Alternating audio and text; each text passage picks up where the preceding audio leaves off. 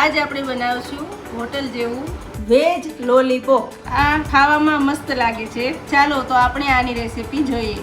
જય શ્રી કૃષ્ણ. કેમ છો બધા? મજામાં? ગીતાંજલિ કિચનમાં આપણું હાર્દિક સ્વાગત કરું છું. વેજ લોલીપોપ બનાવવા માટે આપણી શાકભાજી સીણી લેવી. પહેલાં આપણે ફુલાવરને આવી રીતે ક્રશ કરી લઈશું. એકદમ ઝીણું કરી લેવાનું.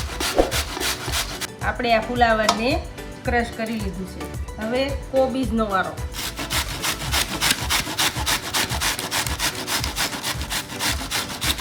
કોબી ક્રશ થઈ ગઈ. હવે ગાજર, આવી રીતે ગાજરને ક્રશ કરી લેવાનું. હવે આ બટેટું પણ સોલી લેવું.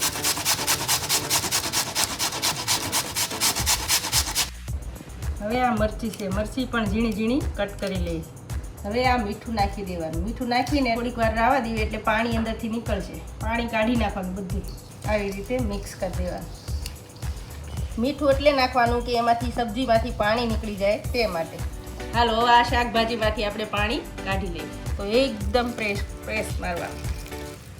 આવી રીતે એકદમ પ્રેસ મારીને પાણી બધું કાઢી લેવાનું. ચાલો આપણે આ પનીર પણ છીણી લઈશું. પનીર નાખીને એટલે એકદમ આમ ચીકણું થઈ જાય. લોલીપોપ આપણે એકદમ સરસ બને. આપણું પનીર જો છીણાઈ ગયું છે. હવે આદુની પેસ્ટ નાખ, પછી લસણની પેસ્ટ, આ લાલ લસણની ચટણી, કાળી મરીનો પાવડર, ચાટ મસાલો પણ થોડો નાખી દઈએ. થોડોક મેગી મસાલો પણ નાખીશું. ધાણા પણ ઉમેરી દઈશું. હવે આપણે આને સારી રીતે મિક્સ કરી લઈએ, એકદમ બારીક. હવે આ બધું મિક્સ થઈ ગયું છે. તો હવે એમાં કોર્નફ્લોર 1 ચમચી, 2 ચમચી, 3 ચમચી મેંદો નાખી દઈશું.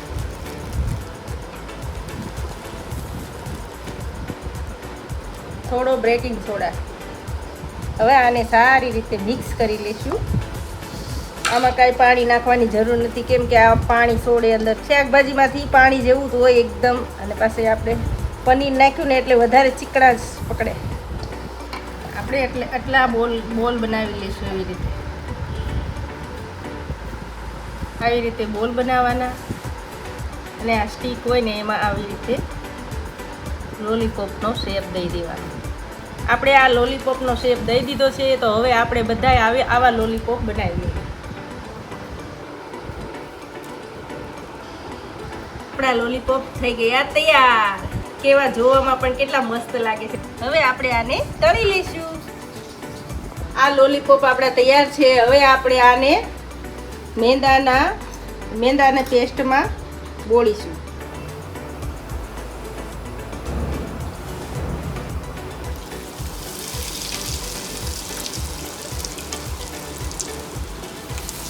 હાલો, આવી રીતે આપણે એને તળી લેવાના. હવે આ લોલીપોપ આપણા તૈયાર થઈ ગયા છે.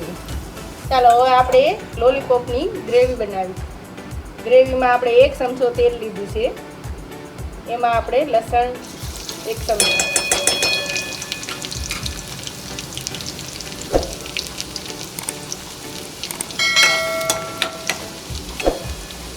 લસણ 1 ચમચી લીધું, આદુ 1 ચમચી.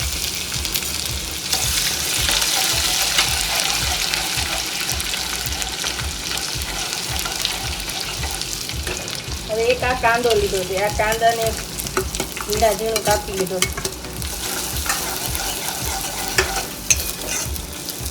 કાંદાને એકદમ બ્રાઉન કલરનો થાય ત્યાં સુધી તળવા દેવાનું. આ મરચી નાખી દેવાની 1 ચમચી.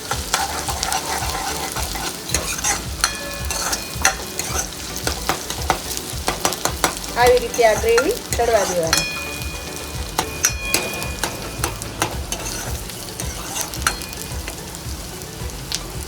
સ્વાદ અનુસાર નમક. એટલે હું આ જલ્દી આ કાંદા તળી દઉં.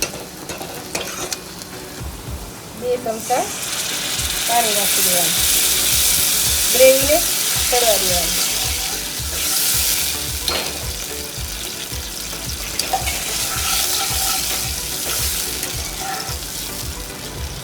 કાળી મરીનો પાવડર,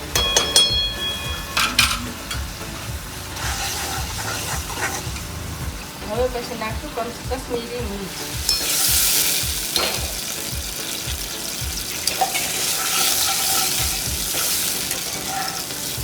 આ રેડ ચીલી સોસ 1 ચમચી.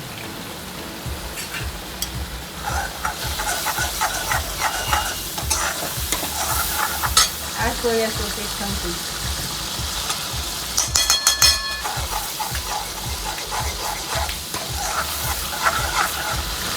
આ વિનેગર.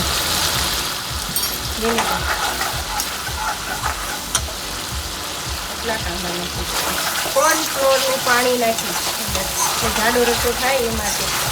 હવે આપણી આ ગ્રેવી જાડી થઈ ગઈ છે તો હવે આ લોલીપોપ અંદર નાખી દેવાનું. હવે આને આવી રીતે મિક્સ કરી લેવાનું ઉપર નીચે.